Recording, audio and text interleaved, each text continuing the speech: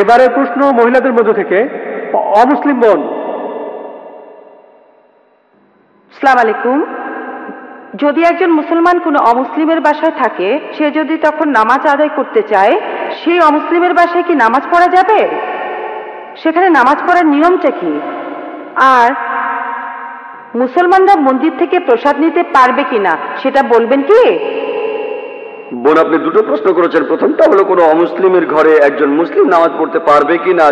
যদি সেই ঘরে কোনো সমস্যা না থাকে, যদি আপনার সামনে কোনো মূর্তি না থাকে, যদি আপনার নামাজ পড়ার জায়গাটা পরিষ্কার থাকে, আপনি তাহলে নামাজ পড়তে পারেন। আমাদের প্রিয় নবী মুহাম্মদ সাল্লাল্লাহু আলাইহি ওয়াসাল্লাম বলেছেন, এটা আছে সহিহ বুখারীতে প্রথম খণ্ড বুক অফ সালাত, যে পুরো পৃথিবী একটা মসজিদ বিশ্বাসীদের জন্য, যদি জায়গাটা পরিষ্কার থাকে আর ইসলামের কোনো নিয়ম ভাঙা না হয়, আপনি নামাজ পড়তে পারেন। এবারে প্রসাদের ব্যাপারে বলি। প্রসাদ হলো খাবার যেটা পুজোর সময় হিন্দু ধর্মের লোকেরা উৎসর্গ করে তাদের দেবতাদের নামে।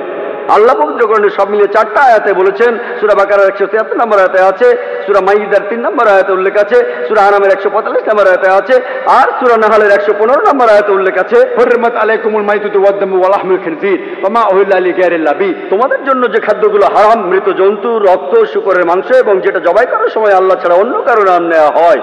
তাহলে প্রসাদ খাওয়াটা হারাম, প্রসাদ খাওয়ার অনুমতি নেই ইসলামে।